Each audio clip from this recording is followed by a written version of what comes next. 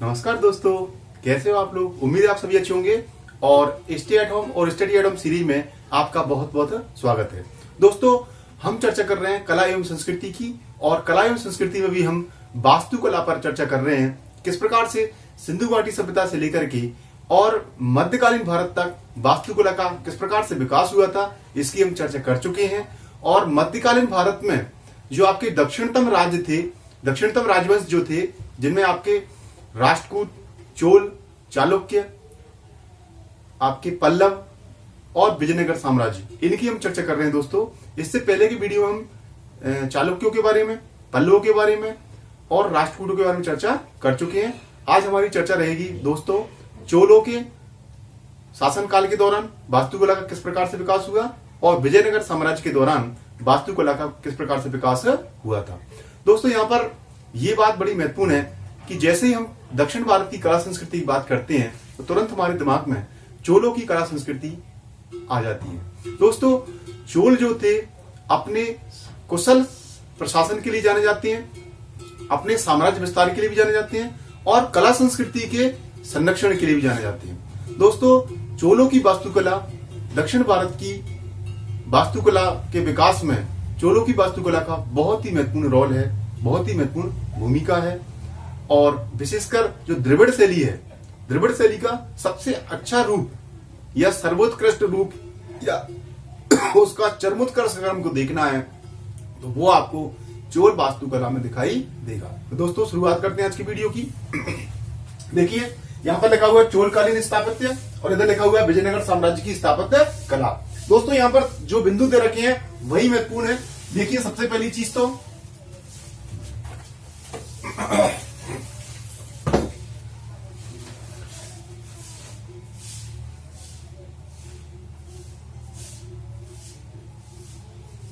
देखिए दोस्तों, चोलकालीन स्थापत्य में देखिए जो बिंदु दे रखे हैं वो महत्वपूर्ण है।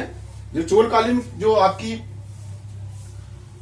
वास्तुकला का विकास हुआ है उसमें सबसे महत्वपूर्ण एक बात जो हमको याद रखनी है वो है ये चोलकालीन जितने भी इमारतें बनाई गई हैं वो द्रविड़ शैली बनाई गई। दोस्तों, जो वास्तुकला की 3 शैलियां हैं आपकी, उत्तर भारत में नगर शैली, दक्षिण भारत में द्रविड़ शैली और इसी का इन दोनों शैलियों का मिश्रण है बेसर शैली। दोस्तों, चोलकालीन स्थापत्य जो है वो द्रविड़ शैली का उदाहरण है। दूसरी बात, यहां पर आप ये देखोगे कि एक के ऊपर एक 5 मंजिला, आपको 5-5 मंजिला जो है मंदिर मिलेंगे और इन मंजिलों को, प्रत्येक मंजिल को विमान कहा जाता था, प्रत्येक मंजिल को विमान कहा जाता था मेरे दोस्तों।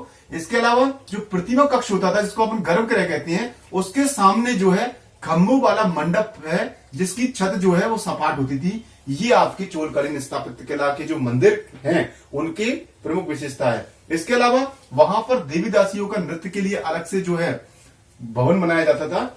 और इसके कुछ उदाहरण देख लेते हैं जो महत्वपूर्ण है। देखो दोस्तों, एक तो दारासुरम का ऐरावतेश्वर मंदिर, एक आपका त्रिभुवनम का कंपहेश्वर मंदिर, नटराज की कांस्य प्रतिमा। और दोस्तों, यहां पर एक बात और है, देवी देवताओं की प्रतिमाओं के साथ साथ स्वयं की मूर्तियां राजाओं ने बनवाई थी, ये भी आपको ध्यान रखना है। एक गंगई कोंड चोलपुरम का शिव मंदिर है। दोस्तों, ये जो है ये क्या नाम से आपके प्रमुख उदाहरण है, आप यहां पर नोट कर लीजिए। एक तो दारा सुरम का ऐरावतेश्वर मंदिर, एक आपका त्रिभुवनम का कंपहेश्वर मंदिर, एक आपका गंगई चोलपुरम का शिव मंदिर और ये नगापुरम का सुंदरेश्वर मंदिर, कन्नूर का जो है बाल सुब्रमण्यम मंदिर और नरमालई का विजयालय चोलेश्वर मंदिर जो है काफी इंपोर्टेंट है। दोस्तों, ये उदाहरण है आपके चोलकालीन स्थापत्य की। अब इसमें चोलकालीन स्थापत्य की जब बात आती है तो हमारे दिमाग में, हमारी स्मृति में एक बहुत ही प्रसिद्ध मंदिर आता है, वो है तंजौर का वृहदेश्वर मंदिर। दोस्तों, हमने जब ये मंदिरों की चर्चा की तो यहां पर तंजौर का वृहदेश्वर मंदिर लिखा हुआ है, इसको हमने इग्नोर कर दिया था। बाकी मंदिरों की हमने नाम लिए थे क्योंकि हमको इसकी विशेष चर्चा करनी है। दोस्तों, यहां पर देखिए तंजौर का जो वृहदेश्वर मंदिर है वो ग्रेनाइट से बना हुआ है। किससे बना हुआ है? ग्रेनाइट से बना हुआ है। इसमें 3 गोपुरम है, सॉरी क्षमा करें, 1 गोपुरम है और 3 अन्य प्रवेश द्वार हैं। यानी गोपुरम का मतलब होता है मंदिर का मुख्य प्रवेश द्वार, इस मंदिर के मुख्य प्रवेश द्वार के अतिरिक्त 3 अन्य प्रवेश द्वार भी बनाए गए हैं दोस्तों।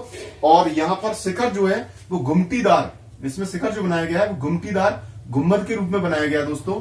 दीवारों में आले बने हुए हैं और दुर्गा, लक्ष्मी और सरस्वती, शिव, वीरभद्र, नरेश, अर्धनारीश्वर जो है इनकी यहाँ पर प्रतिमा है। और प्रदक्षिणा पथ की दीवारों पर चित्र भी बने हुए हैं। ये बृहदेश्वर का मंदिर है। बृहदेश्वर का जो मंदिर है, तंजौर का जो बृहदेश्वर का मंदिर है दोस्तों, ये चोलकालीन स्थापत्य का सबसे अच्छा उदाहरण है, सर्वोत्कृष्ट उदाहरण है। तो ये तो बात हुई आपकी चोलकालीन स्थापत्य की।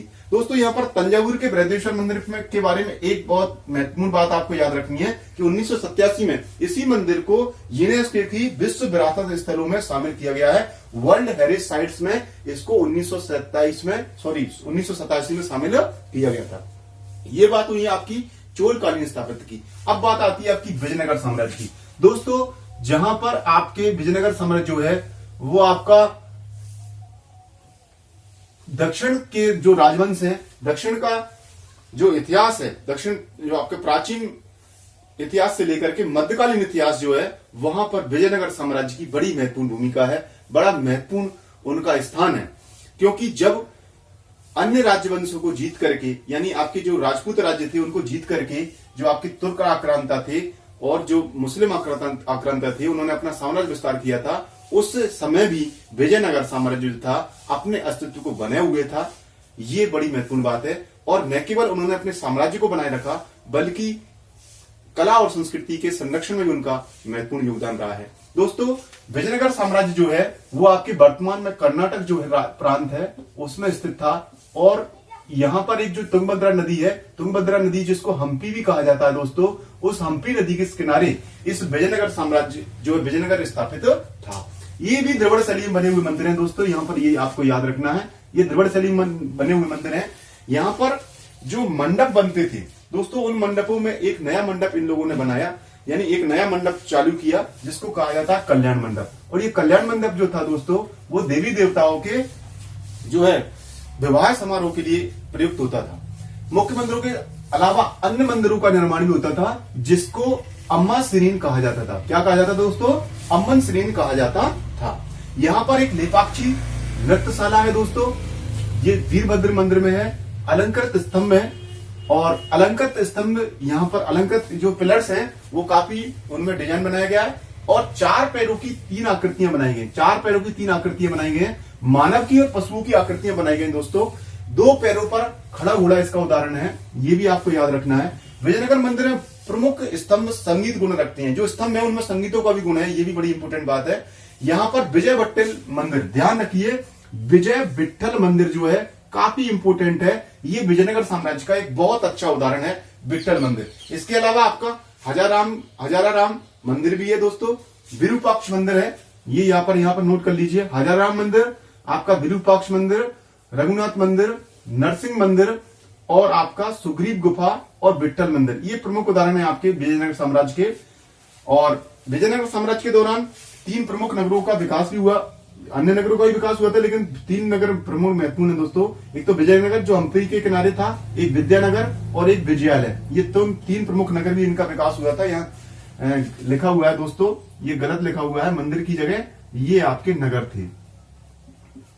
इसके अलावा आप देखिए हरिहर बुक्का द्वारा कर्नाटक में विजयनगर की स्थापना की गई थी। मूर्तियां देखिए, यहां पर बड़ी इंपोर्टेंट बात है, मूर्तियां जो है वो बड़ी अलंकृत हैं, बहुत ही अच्छे तरीके से बनाई गई हैं, सुंदर लगती हैं। चित्र बनाए गए हैं मंदिरों की दीवारों पर। संगीत आपको भी इससे चर्चा हुई थी कि संगीत नुमा स्तंभ भी है, संगीत को दर्शाते हुए स्तंभ है, यानी संगीत पर उनका ध्यान था। नृत्य, रंगमंच का इस्तेमाल होता था मंदिरों के रूप के लिए, मंदिरों को जो है रंगमंच के रूप में प्रयोग किया जाता था। और इसके अलावा सांस्कृतिक सम्मेलन हुआ करते थे दोस्तों। तो कला संस्कृति का एक बहुत अद्भुत संगम यहाँ पर आपको दिखाई देगा, ये आपके विजयनगर साम्राज्य में।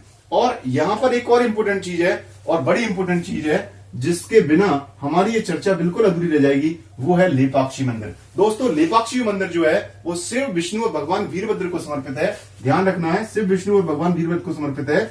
आंध्र प्रदेश के अनंतपुर जिले में ये स्थित है। हवा में झूलते हुए पिलर्स इसकी बहुत अच्छी विशेषता है, हवा में झूलते हुए पिलर्स इसमें हैं। और यहाँ पर नंदी की विशाल प्रतिमा है दोस्तों, ये बड़ी इंपोर्टेंट चीज है। नंदी की विशाल प्रतिमा यहाँ पर है। मंदिर की दीवारों पर रामायण महाभारत काल की कहानियों का चित्रण किया गया है। तो देखिए, आपने देखा विजयनगर नगर साम्राज्य के जो मंदिर है उसमें पशुओं की आकृतियां बहुत अच्छी बनाई गई हैं। नंदी प्रतिमा है जैसे कि लेपाक्षी मंदिर में, और इसके अलावा आपके जो है महाभारत और रामायण काल की और पौराणिक कथाओं जो है, उन पौराणिक कथाओं की जो है चित्रों को दीवारों पर चित्रित किया गया है।